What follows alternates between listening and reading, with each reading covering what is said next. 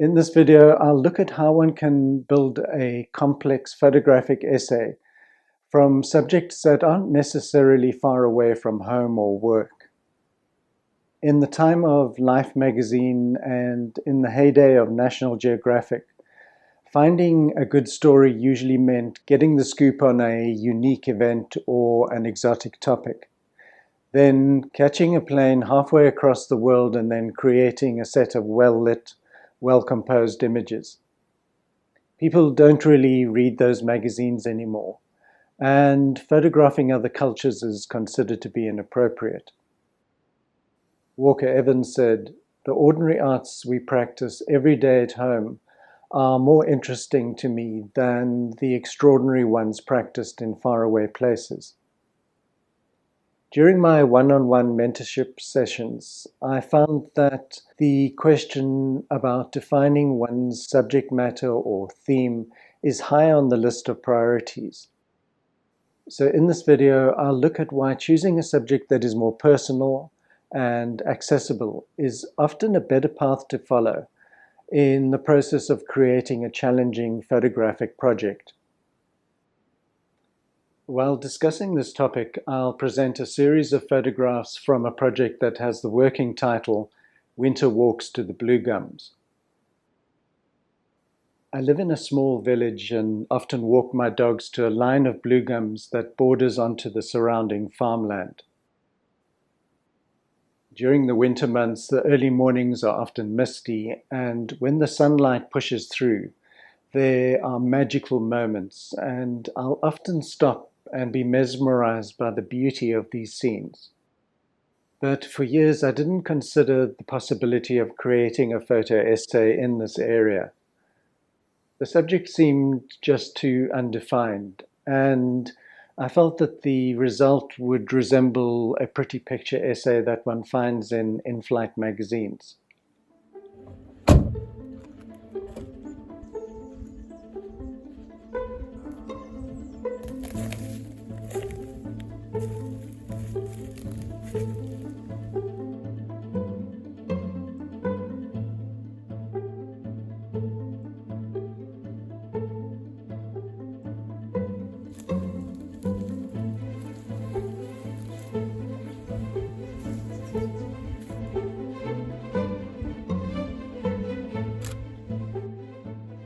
Even though the idea initially seemed very vague and simplistic, I discovered that as soon as I set myself very clear boundaries, my creative options began to expand.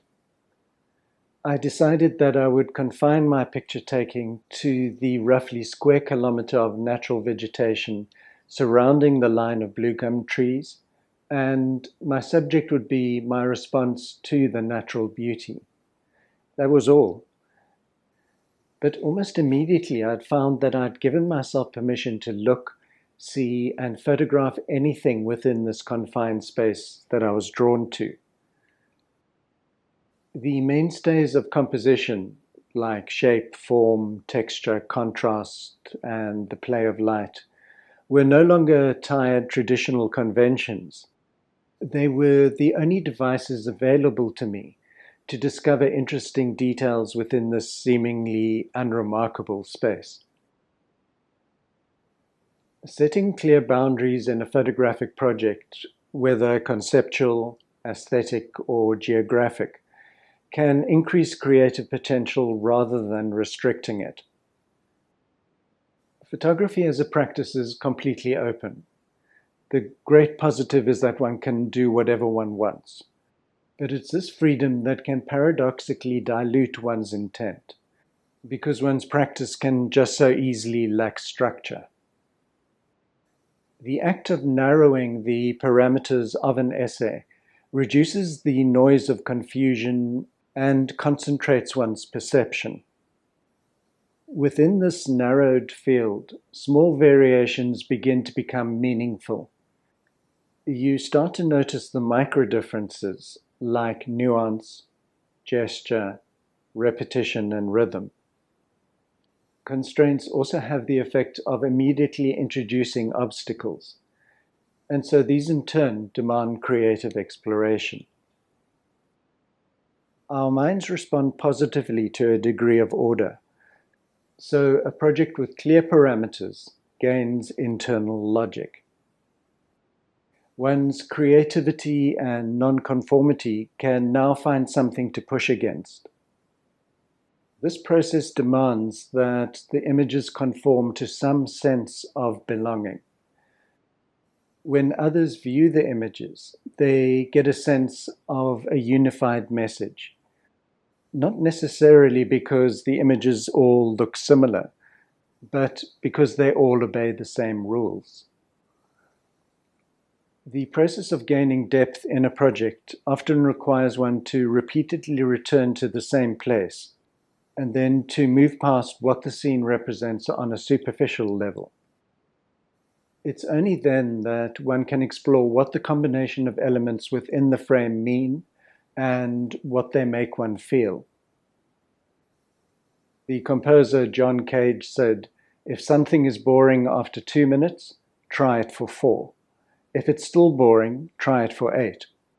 Eventually one discovers that it's not boring at all." In recent decades, there's been a shift in photographic focus towards one's personal response to any particular theme, subject, or place. Many of my recent videos have highlighted the work of photographers who have communicated through this approach. I would say the photographs of Gregory Halpern, Jitka Hanszlova, Tom Sandburg, and even Trent Parke would fit this description. In this project, I'm not trying to convince viewers about anything. I'm not even trying to say that this little patch of earth is particularly interesting. It's just an exploration of my personal connection with the space. If you want to take a look at some more of the images, I'll leave a link in the description to the full essay.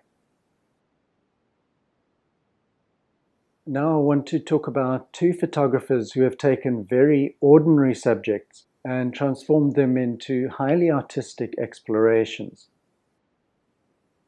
One morning in 1966, Ed Ruscha drove along the Sunset Strip in West Hollywood and methodically photographed all of the buildings on each side of the street.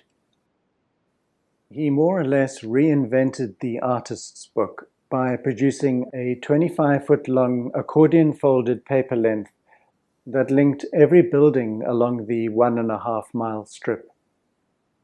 When you look at this work, one sees two continuous photographic views, one for each side of the road. Ruscha transformed a repetitive, boring subject into an art piece through concept and design. I am Ed Ruscha. I'm an artist and somewhat of a traveler, sometimes a gardener, and I came to California in my teenage years, and I discovered Sunset Boulevard, which was a street that was like 27 miles long, and there was a particular part of that that was called the Sunset Strip, which I was also encouraged through a book that I found in a used bookstore here in Los Angeles. And I discovered in this thing, in the very back of it, is an accordion fold photograph. It goes on quite a bit, and I thought, wow, this could be applied to my book.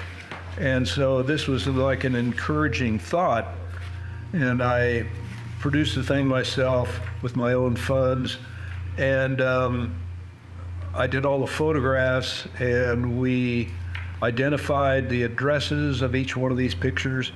The top and bottom face each other so that the bottom is upside down, but the buildings on it correspond with what's on the other side of the page. So there are probably 1,500 of these things lurking around in existence. In the 1980s and 90s, Nigel Shafran was a well-known fashion photographer, shooting for magazines like Face, ID, and Harper's and Queen. But in the 2000s, his work took on a very different edge. He began photographing simpler settings that one would generally pass by without a second thought. During various interviews, he's described this work as an antidote to his fashion photography, implying that he has an uneasy relationship with the industry. In his later work, he would restrict his subject matter to things close to home, like his kitchen, charity shops, or his father's office. He's presenting the personal and everyday as social documents. His series, Washing Up 2000, is pushing the ordinary to the limit. Not only are domestic duties usually dull, but washing up is probably the chore that almost everyone resists. Over the course of a year, he produced 170 large format pictures recording this daily routine. Now, these pictures are pretty boring on a purely photographic level, but when we as viewers are confronted by the full series, we are forced to really focus on the minutiae of each still life. And the ritual is then transformed into maybe a diary or a form of meditation. These two examples are obviously extreme, but I think they illustrate how, as a photographer, one doesn't have to be a victim of one's constrained circumstances. But one does have to define the subject and also find a way of personalizing it. If the pictures don't reflect your response to the subject, then they are just recordings, however nicely you've composed them. An unintegrated series of images, even those taken in an exotic location, won't communicate anything beyond superficial detail. I'll run a few more images from the series Winter Walks to the Blue Gums, but thanks for watching, and I'll see you next time.